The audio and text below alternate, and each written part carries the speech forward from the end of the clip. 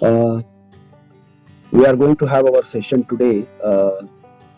It is a continuation of our organization management part 2. We work in an organization for years. Do we really know it? Let's understand. So we are in part 2 today. We have already completed part 1 in the previous session, so we are going to learn more about it.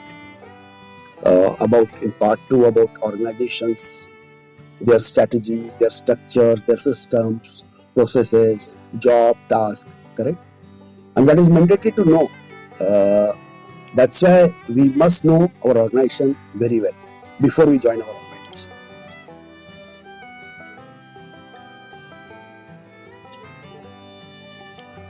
Many of you have already joined my YouTube channel, and YouTube channel link is already provided in the message box also. Different videos are there on management subjects, operations management, entrepreneurship management, supply chain management, project management, negotiation skill development, communication skills development.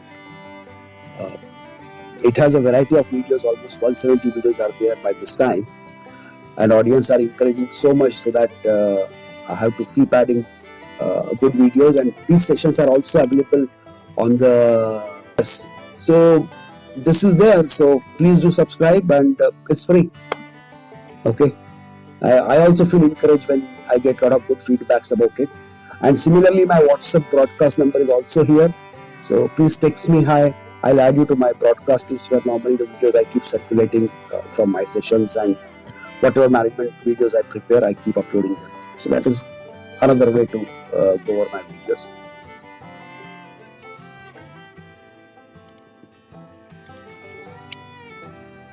This presentation may contain information and materials drawn from various sources, including but not limited to online and offline publications, research studies, and other publicly available resources. The presenter, that is me, acknowledges and expresses appreciation for the contribution of these resources. This presentation is intended for educational and informational purpose and is not intended to constitute legal, financial, or other professional advices. Purely academic purpose.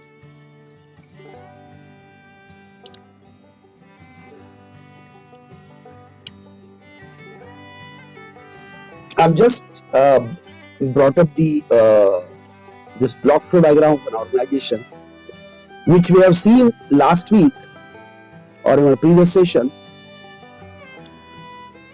that our majority of the time, our life in our organization is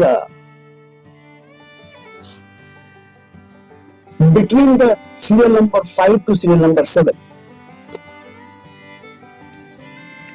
which is process, job, task, and output. And further, if I go,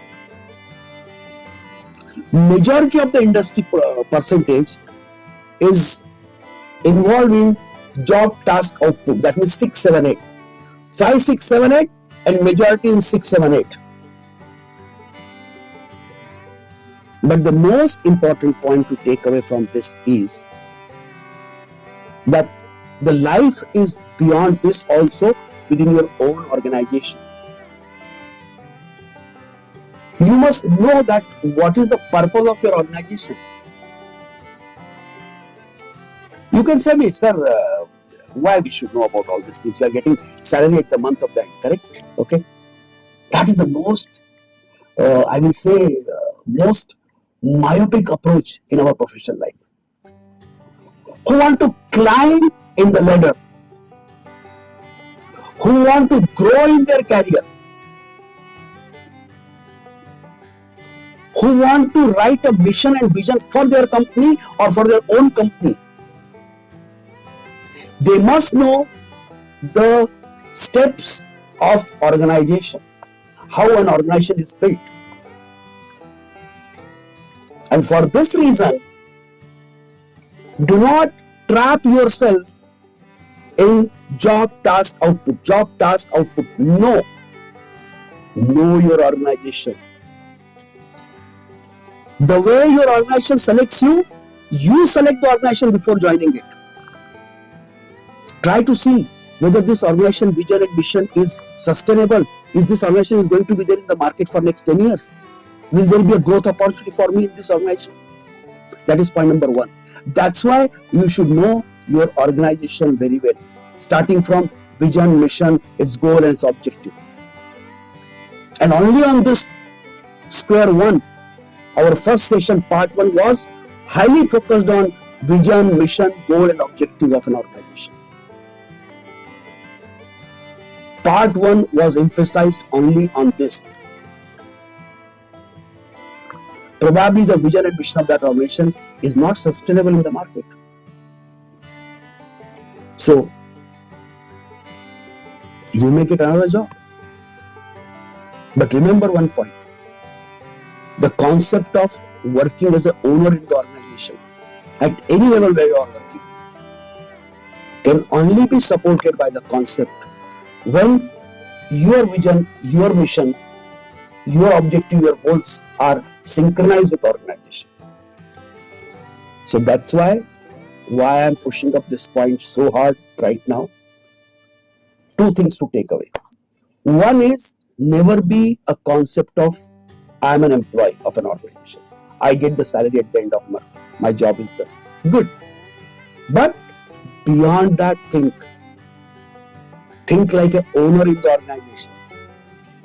In one of the annual meeting of Titan is one of the famous brand in India. It belongs to Tata Group.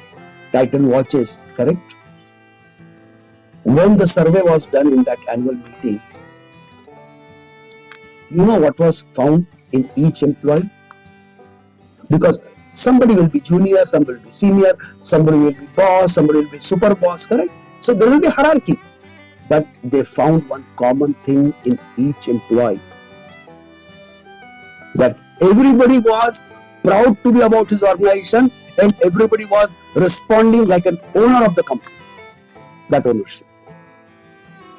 So that's why the concept of ownership in your profession is very important. You own the things. Sir, I told him, I do not know after that. No. If you have a business with somebody, close it to the end. Get the result in your hand. Do not worry, result is positive, negative, that's a different issue. We'll see how to convert negative decision to the positive decision. That's another issue. But try to get the response, try to close your subject. Do not pass the bucks on others. That is what organization, strategy, structures, they teach us. That is what vision and mission teaches us. Takeaway from this slide is, you should be well aware about 1 to 8. Do not trap yourself in 5, 6, 7, 8, 5, 6, 7, 8. No. Be clear. You may not be in a position, organization may not give responsibility to make the vision and mission, but organization give all opportunity you to understand the vision and mission for which your organization exists. You got my point? So with this, we move on in our presentation.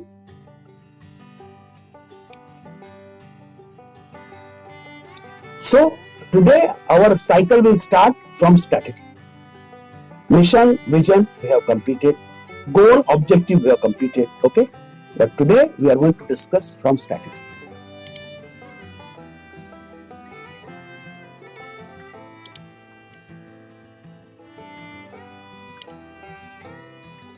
What is strategy? Now after mission, vision, goal, objectives, correct? Clear? How to implement them?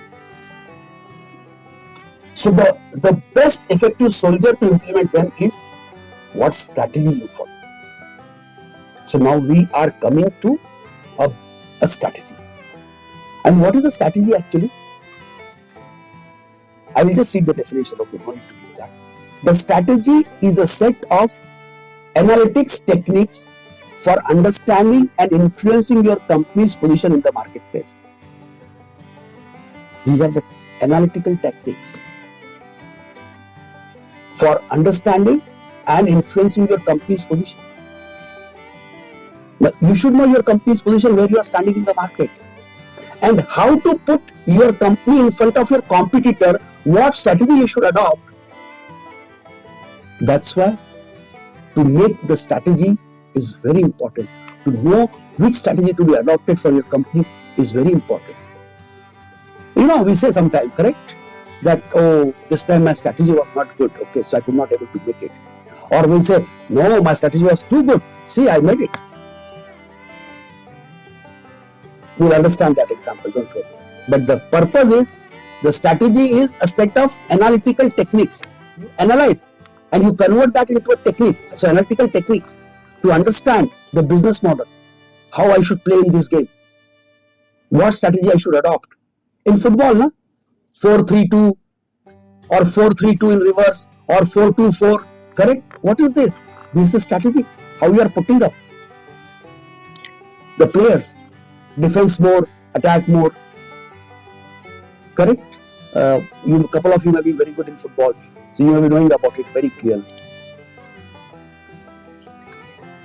Second explanation on strategy. The enterprise strategy is concerned with the match between your company's internal capabilities and its external environment. You are not doing a business on Mars. The day you think you are doing a business or you are starting your business, your enterprise, you have thousands of customers around you and you have thousands of competitors around you.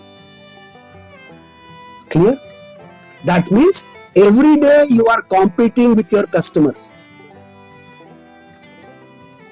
Every day you are competing with your companies to give best to your customers.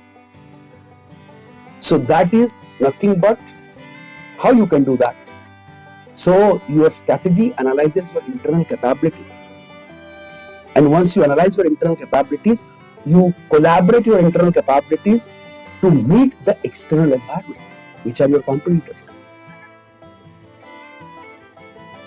There are three classifications of a strategy in an organization.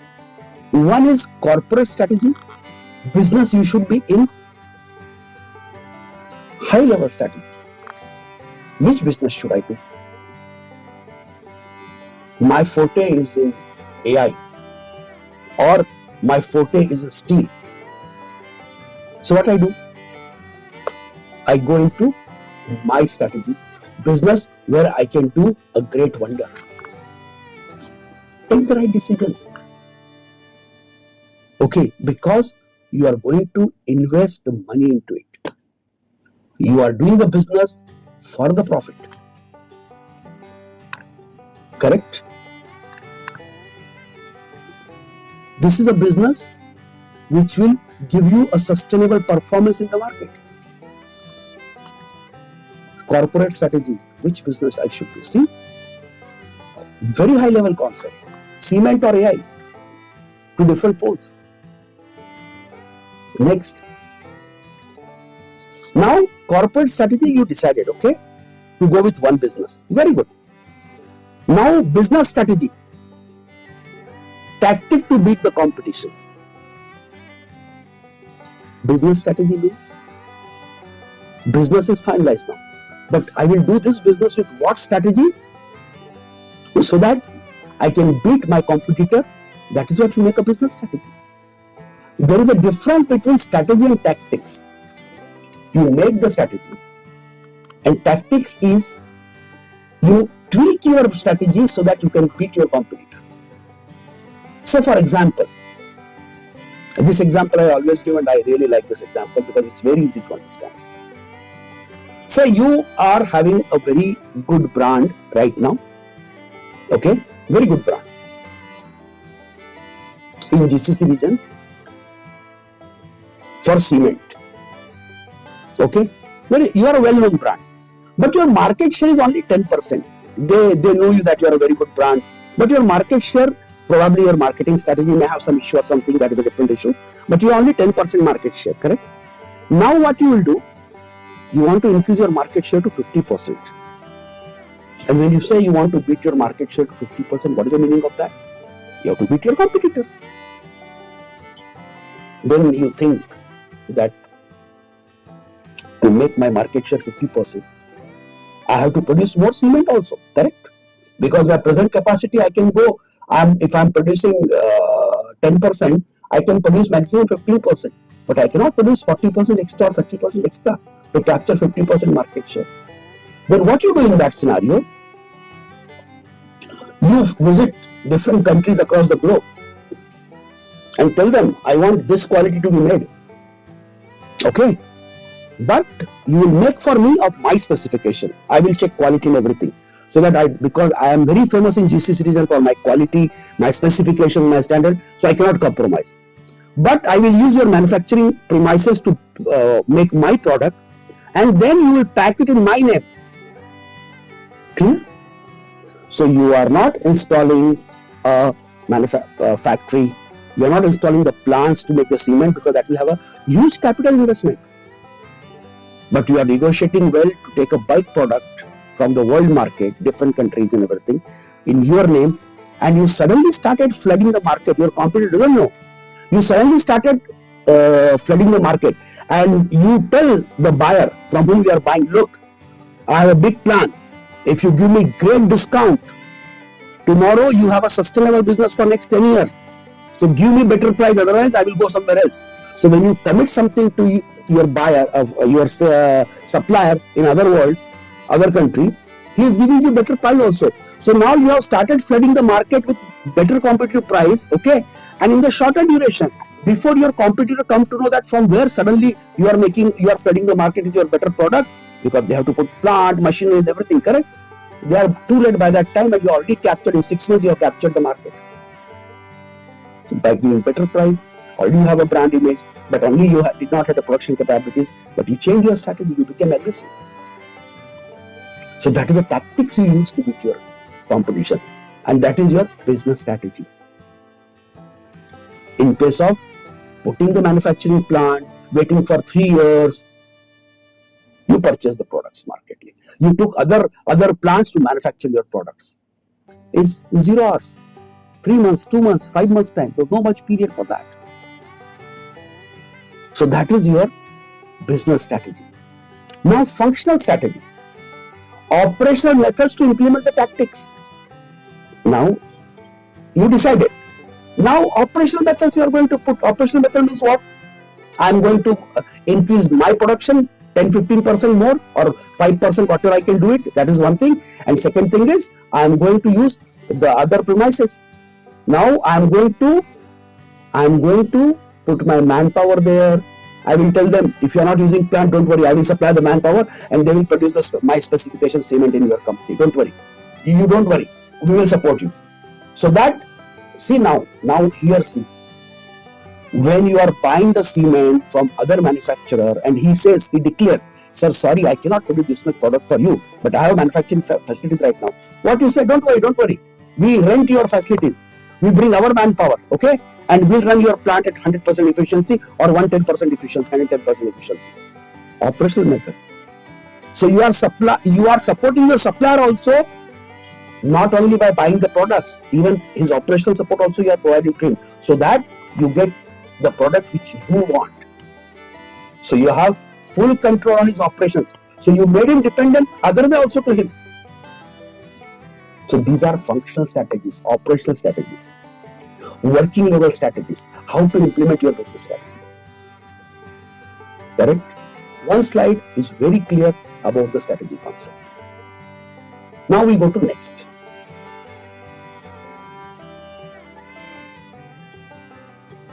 That was strategy. Now we are going to start talk about structures, how the organization structures are functioning. Okay. And by the picture, it's very clear to you. If you can see here, it is talking something about hierarchy, organization, how the manpower is put into the company. Correct? We'll see that. Okay, now. Structure follows strategy. The point to take away here is structure follows strategy. The way you make strategy, to support that strategy, we'll make our organization structure. Okay? Small organization structure is simple with few departments. A small organization, 10 persons, 15 persons, 1 or 2 departments, finance department, finance department, marketing department, okay, manufacturing, operational department, few departments. Big organization, it will be divided between different departments, finance, marketing, production, HR, and so on.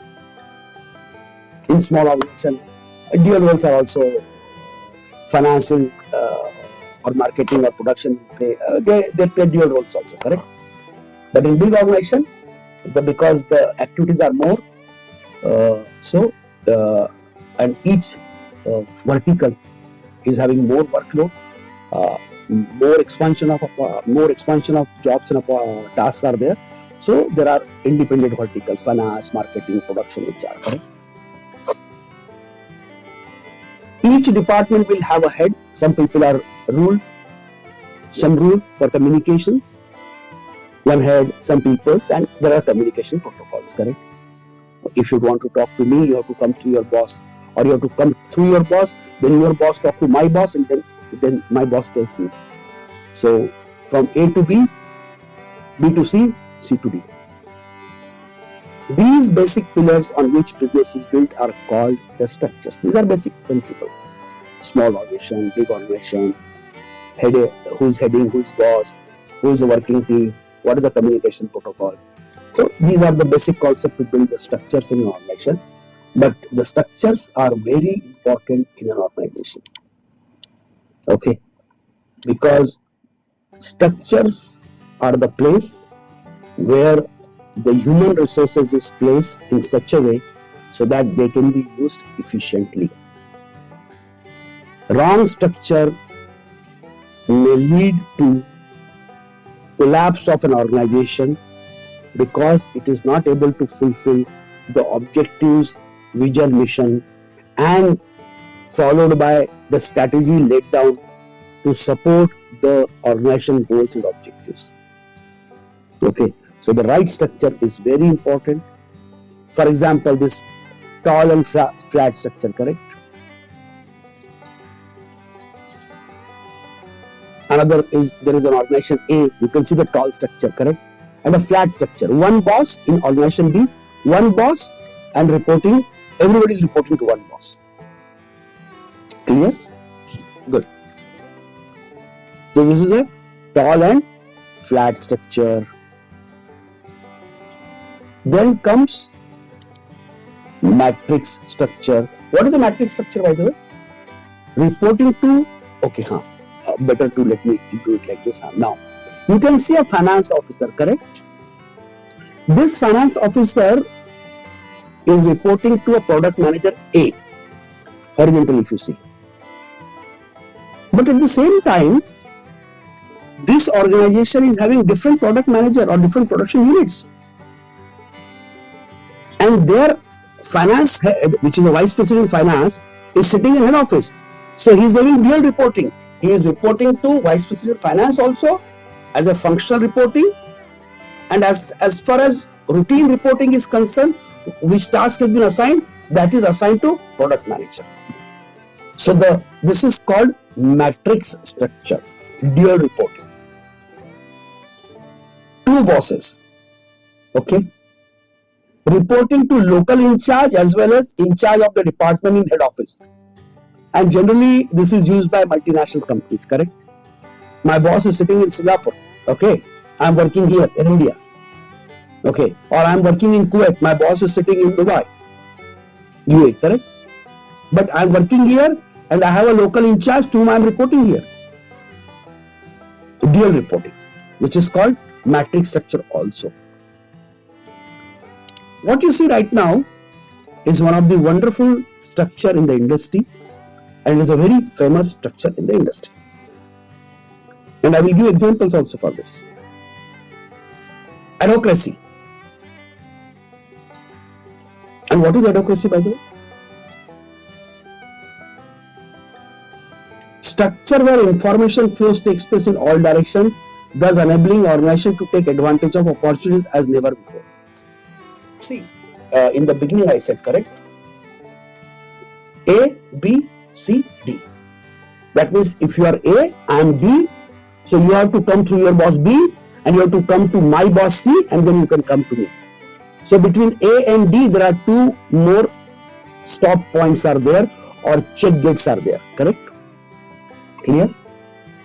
But they say by this time, huge time and motion loss will happen. So if there is one task is there, one job is there, where collaboration is required, why collaboration is required? If A and D can take a good decision on the subject, why they should come through B and D? Let them collaborate. This kind of structures are being adopted at a greater extent by AI and IT industries nowadays. Not nowadays, for a couple of years. If you are an expert of AI, and in my project I need your expertise, I will just go and knock your door and I, gentlemen, I need you for my project. Come. I need your support. Straight. Because ultimately both of us are working for an organizational goal and objectives. Process, communication protocol should not create a wall in seamless integration of knowledge and job. So that's why you can see there is a modular grid, knowledge balloon is getting created. One is a designer, one is an architecture, one puts everything together, collaborator, correct? So it's a teamwork. When an objective is known, when one product is known, correct? All knowledge pooling which are essentially required for that, they come on one platform and they start working on that. So such type of organizational structures are goal and objective driven.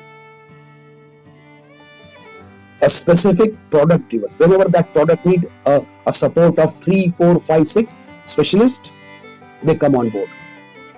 One gentleman will just take a lead, not a lead, he will try to put the things in place, he will put everything together, but everybody is putting their brain, everybody putting their knowledge together to give a results. And that's why in an organization where small meeting rooms are made just for the purpose that whenever a common task comes, so all the collaborative team members can come there and they can collaborate on that and can deliver the products. That is advocacy. So we have seen the strategy, we have seen the structures. Now we'll come to the systems. System is known to you, nothing something unfamiliar thing is not there. But just to give an example, in the human body you have a cardiovascular system, cardiac system, heart, but cardiovascular system, okay? And you have a digestive system, okay? They are doing their job independently, no doubt in that.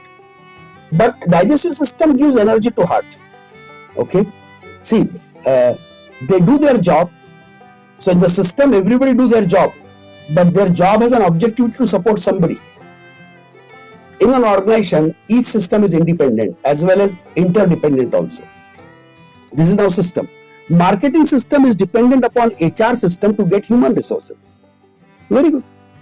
How marketing team will work without human resources? So they are dependent on human resources, but at the same time act independently on marketing activities. Their basic job is to support or to perform marketing activities, but they need human resources. So for that purpose, when they need human resources, they depend on whom? Human resource department. Similarly, supply chain management and international marketing. International marketing needs supply chain management. Supply chain management needs international marketing to give a global forecast. So these are interdependencies, but independent functioning also. So these are the very basic example of the systems in an organization, and these are marketing systems, sales system, procurement systems, operational systems, correct? So they are interlinked also, and that's why we say there is a cross matrix of systems also very clear, and that matrix of systems should be so transparent so that nobody focuses only on themselves. Means you have a dual responsibility on a system. I work myself to produce energy. Okay, or I do my business, or I do my function so that I can produce this product, but at the same time my product is required by B. So I must make sure that I support B, I support the another system B for my product output which he needs it for his survival or for his achieving his objective. So systems are interdependent. Systems have to run themselves, okay, and system has to support the dependent or interdependent systems. Now we have seen strategy, we have seen structures, we have seen systems. So 3 years we completed. Now we are coming to process, management processes. And what are the management processes? Process is a set of logical activities. Okay. Example, to manufacture something, you want to manufacture something, you have to plan, you have to arrange, resource should be coordinated, you should have sufficient manpower provided, proper direction should be given, and the work should be controlled and monitored. So there is a process to execute a product. There is a process, there are steps, a combination of steps, process which is responsible to deliver a product or to deliver a service. Plan, do, check, okay. Plan, arrange resources, get a proper direction, how to do it. Then after that, when the process, it do monitoring and control also that you are performing as decided or as planned or not. Correct? So that's why the processes are planning, organizing the things, staffing, resources bringing, directing. Somebody has to direct the show, leading or directing, and controlling, most important. Do not change your specifications. We have to produce this product, keep producing as it is. No change. So that is called controlling. Correct?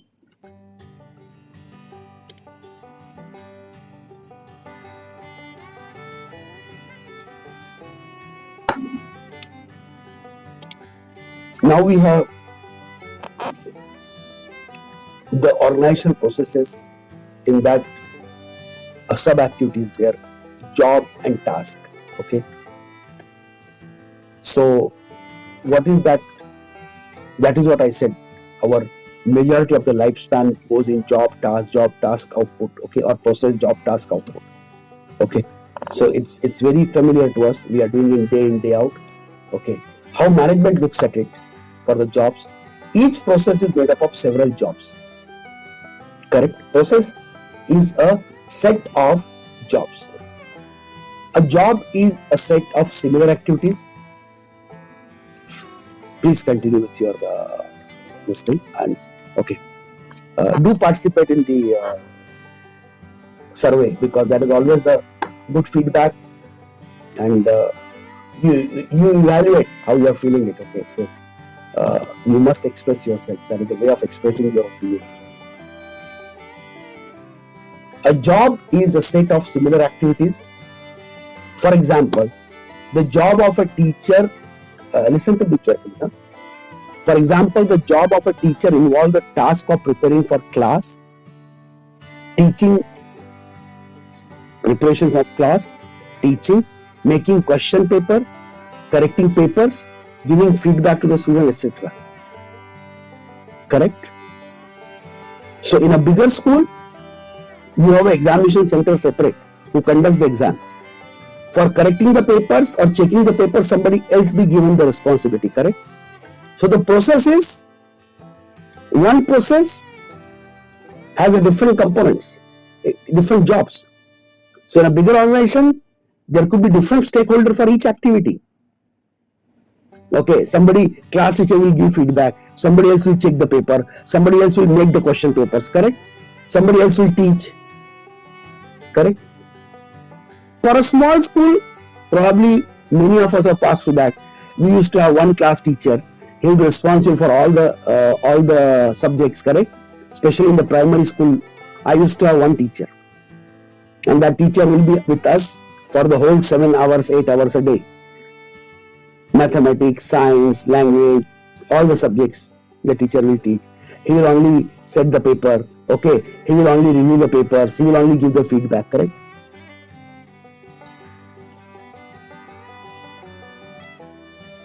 So for example, in a small school, a teacher may do all those jobs, but if it is in a university, then many people will do one task. I'm going to task now, okay, slowly. But this was just a job classification. Now you understand the task. Task is also called activity. Now we are coming to a basic activity. Now this is the most basic unit in an organization. Let me, because I'm from the field of project management, might be a couple of you or many of you might have heard about a software called Primavera, okay, which is for project planning, scheduling, correct? And it has a different applications also. It goes to costing also, scheduling, everything, correct? In that, when we go to level 6, say schedule or more details into that, we almost break down a job or a process to an activity level. Means Nitin today morning will pick up this watch from here and will keep it here. One activity. And why this kind of meticulous planning is required, or the task based, last component activity based planning is required? Because if I don't put this watch from here to here, from this time to this time, at this date to this date, this will lead to subsequent, if I don't do it in time, this will lead to couple of activities are being halted now. Because this watch was to be put into a place which was a classroom where exam was to start at 8 o'clock. So because I did not put in time this watch, exam was delayed by 10 minutes. Understood my point? First, when I told you I'm putting a watch, you said, okay, this is just a physical activity. But no, every activity has a purpose. Every activity has something before it and something after it, because it's a chain reaction. So if I don't do that, exam will not start in time. Similarly, when you are doing a satellite launch and your counter suddenly stops, your satellite launching will be delayed because it's a clock-based calculation. So the point here is, these are all activities. This is the most basic unit in an organization. In a big organization, a person may be performing only one task. For example, in account department, one accountant may be handling account receivable only. Okay, I will only handle. Another may handle payable, account payable, whereas third person may be doing bank reconciliation. Account receivable, account payable, and reconciliation, correct? What is given, what is taken, reconciliation, what is net revenues, what is the top line, what is the bottom line. Whereas in activity performed by a person in one department can be termed as a task. So this is a task. He is doing what? He is handling bank receivable. How much money is coming, how much cash we are collecting every day. So one task only. A driver, one task. A fitter, one task on one machine. So the point here is, activity is that least count, but these set of activities make a job, then a process, and in turn, objectivity is to achieve. Then finally, this is linked to what? We will do a sustainable business for years to come, and we will ultimately achieve our objectivity, our goals, our vision and mission, because it will produce an output. So it is a serial link, top to bottom approach, bottom to top approach. If you want to climb in the ladder, you must know what is the top floor, how the organization starts, You want to be a great soldier to contribute to your organization. You want to have an ownership concept. You must know how the things happens on ground also. So it is a story from an activity to an organization strategy, to an organization vision, to an organization mission. So it's a completely seamless integration of these activities. That is how the organizations are built. So this was an interactive session on Know Your Organization. Your next task I'm giving you, make sure you go to your organization and try to find out about your own organization. Because I'll tell you one thing, when you'll find this thing when you go na, and maybe you will find these things na, you will feel that you're well aware where you are working. What is your organizational structure? How many departments you have? What is the vision and mission of your company? What strategy you follow? Probably there will be strategy and all, tactics you may not know, because you have to reach to that level, because tactics is always close to very hard to the limited person. There's no doubt, because that is a survival tips of an organization. But we should know about it as much as possible. We should know how the organizations are functioning from top to bottom and from bottom to top. So what is the purpose of these two sessions was? Look beyond your boundaries. Look, you are an organization, correct?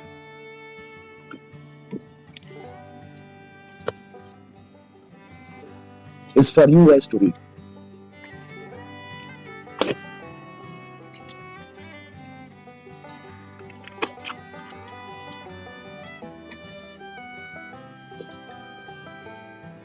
Please do participate in the session.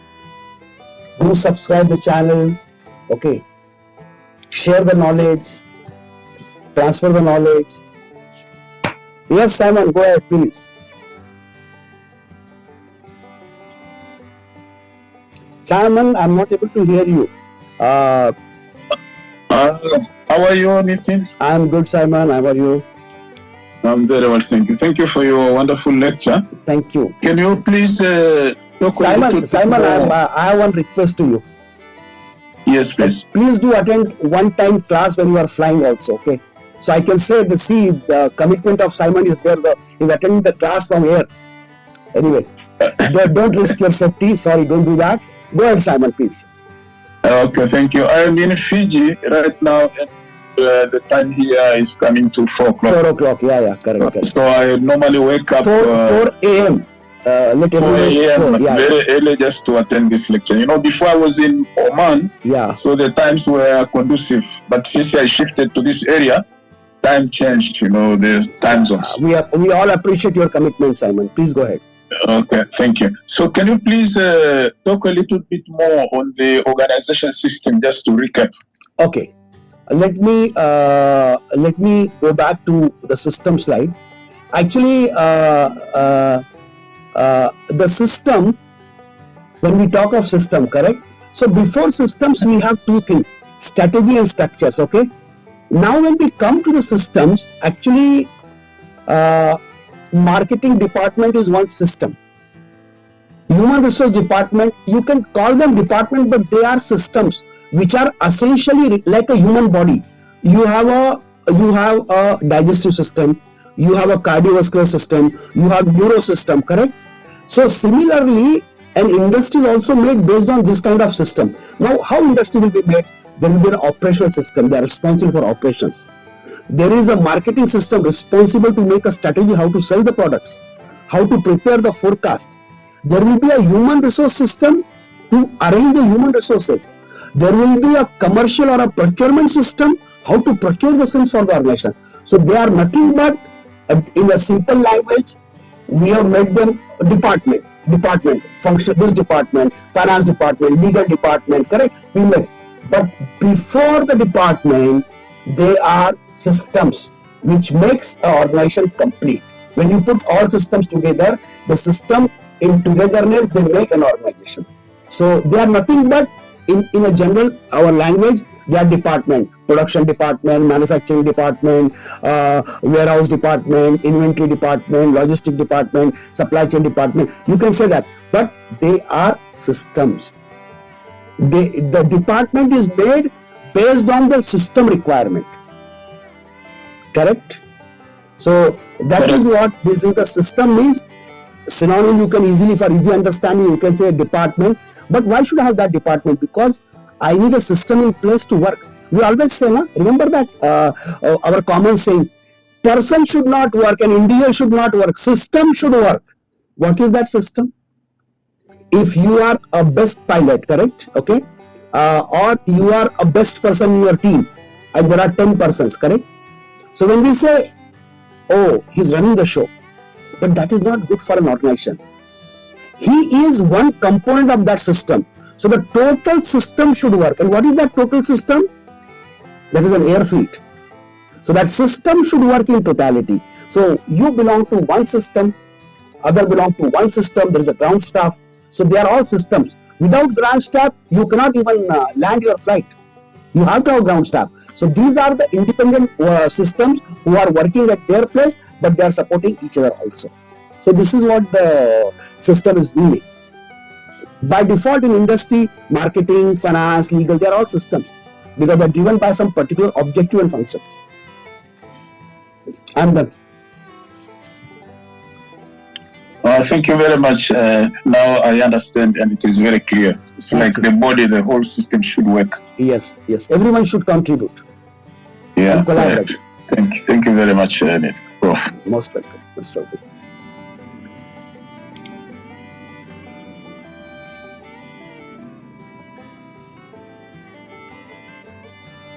Thank you everyone for your feedback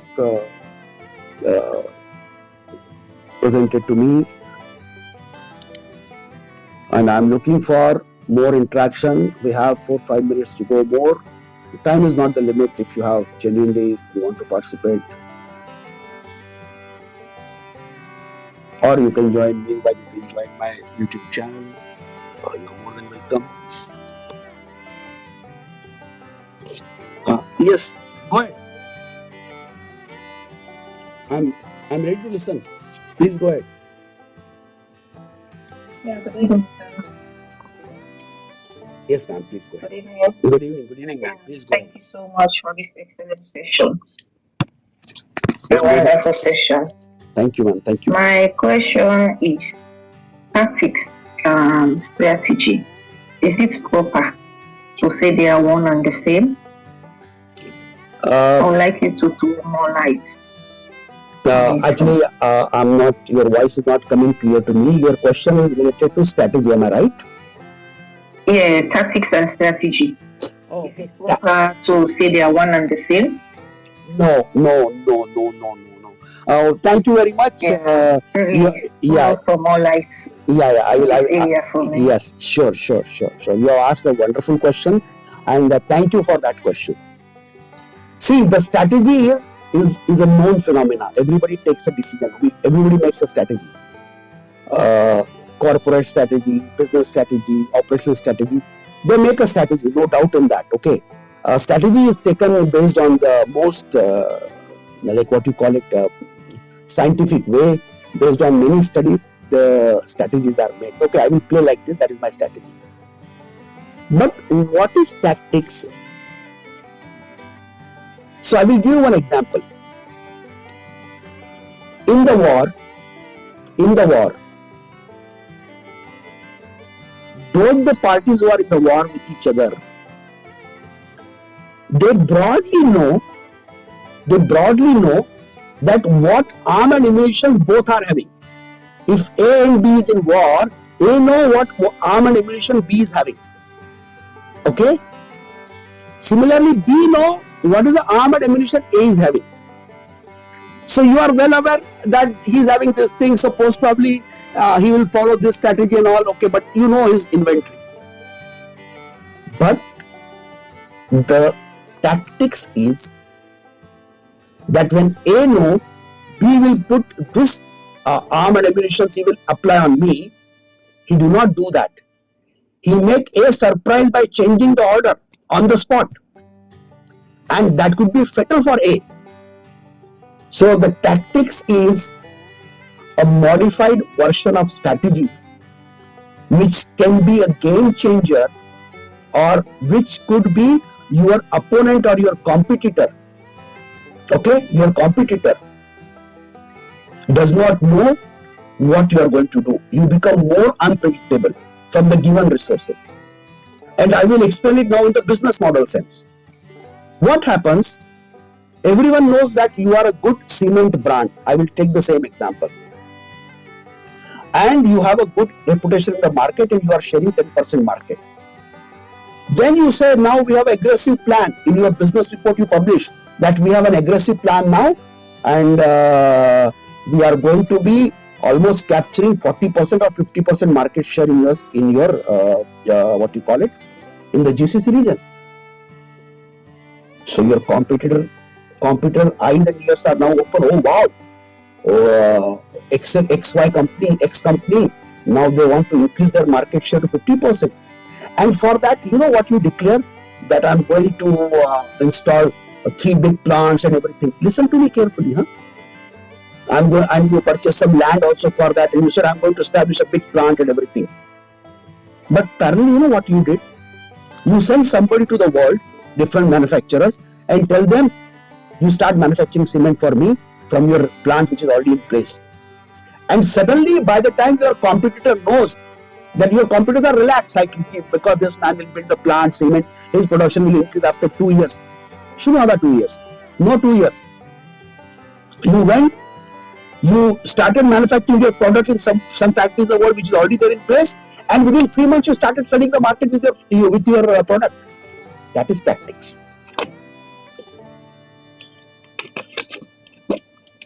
I cannot explain better than that, and I think by this time we are clear about it. Am I right?